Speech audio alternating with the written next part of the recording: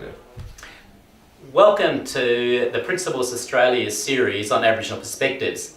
Our aim is to give you a knowledge about what we as Aboriginal people see as being really important. We're going to do it in a way that we believe is interesting, perhaps a little bit controversial, however, we'll get the message across to you. So please enjoy our series.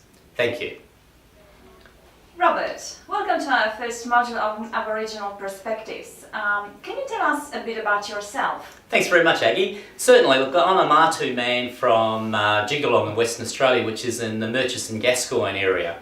So my people, my grandmother I should say, was brought up on a cattle station which is in our land claim, which is called Gingerana.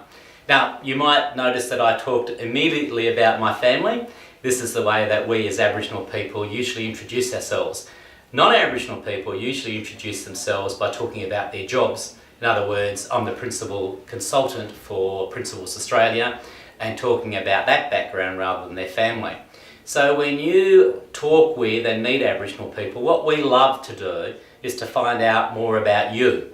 Where you're from, the country you're from, your background, whose family you're from, both your mum and your dad. How many kids that you've got. That's the way that we describe ourselves, but also get to know a bit more about you, right down to what football teams that you're even barracked for. So for me, I've got 2 children, but really I've got 4 children. I've got a mixed and amalgamated family, and altogether we've got 7 grandchildren, which we're really very, very proud of.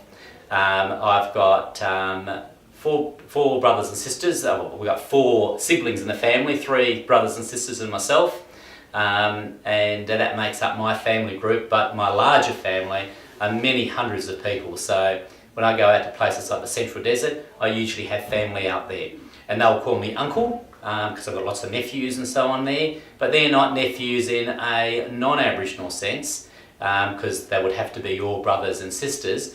Usually nephews could be any relation all the way through, so they might be first, second or third removed nephews in a family as non-Aboriginal people would describe it.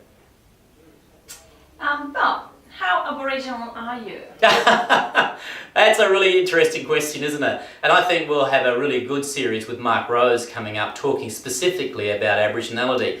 But this is something that goes back to the 1900s.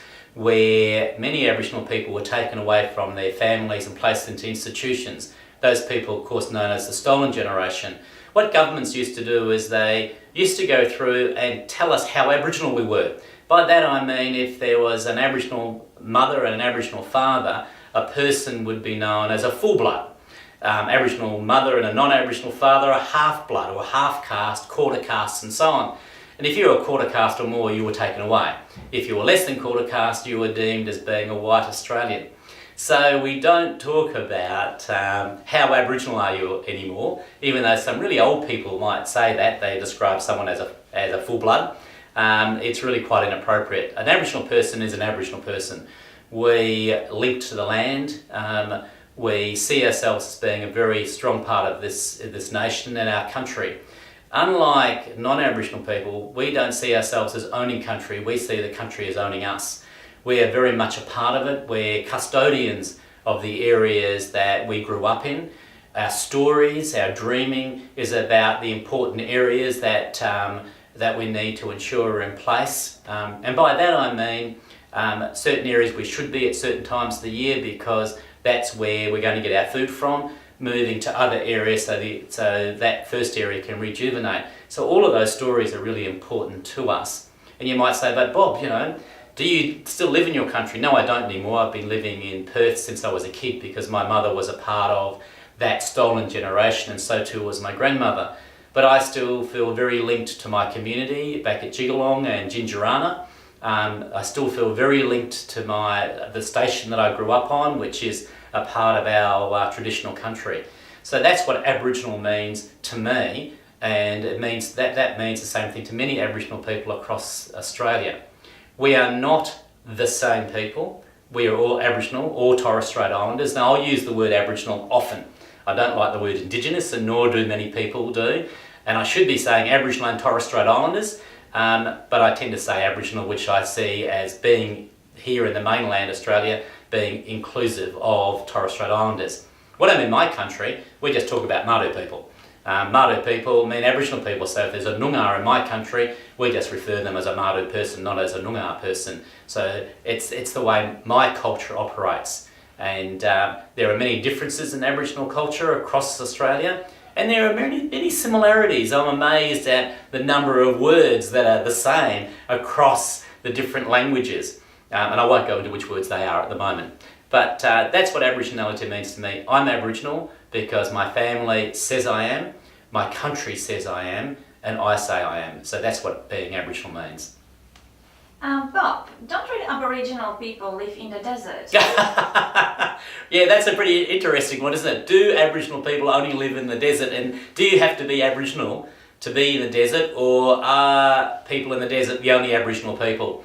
My people are certainly desert people, we're Western desert people, but you do not, and Aboriginal people do not just live in the desert. In fact, the great majority of Aboriginal people live in urban Australia, just as many urban Australians do, full stop. So when we look at areas like New South Wales, the great majority of the population live around the Sydney area and in coastal areas. It's the best places to live, so the populations of even Aboriginal people prior to occupation were mainly in those areas. So I go to my country, the desert country. There wasn't a lot of Aboriginal people in those countries.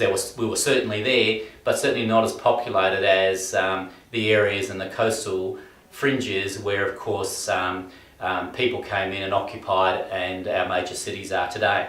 So no, you don't have to be Aboriginal to live in the desert, or all Aboriginal people only live in desert regions. But that is a bit of a misconception on many people around Australia. And in fact, I could always have my percentages wrong, but I think it's 20% of Aboriginal people live in remote Australia, while 80% live in the major cities. Well, why do Aboriginal people want land rights? Won't that result in me losing my house? Yeah, a lot of people think that, and I think I began talking a little bit about that in my first question, where we see Australia as being our land, not to own it, but for us to be able to look after it and ensure that Australia remains the place that it is. So land rights for us means us being able to get rightful custodianship of the land that we've always looked after, we've always been custodians of. So it doesn't mean you're going to lose your land. The majority of land areas under native title haven't got ownership by non-Aboriginal people already in place. However, we're now looking at and moving into areas such as in Perth, Western Australia, the Noongar native title has come through. It doesn't mean people lose their houses. It means that Noongar people at long last are recognised as the rightful custodians of that area, as the first occupiers of that area, because it was an interesting process when this country was taken over by the British. There was no treaties, there were wars, there were battles. We did fight hard to retain our land, but of course our populations weren't at that size, and nor was our technology at the level of the British. So we lost our lands as such. So going through the whole native title deal is difficult for us as a people, but it's something that we really want, and that's important for us to be seen as, once again, being the First Nations people of this country. And one of the things that we think is important is that all Australians get to learn about who we are, what our culture is, because our culture is your culture if you're an Australian.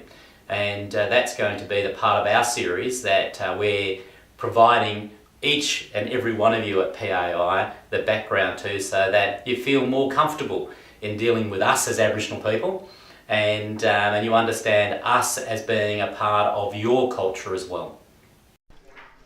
Thanks, Bob, for a wonderful presentation, and we look forward to hearing the next topic in the series.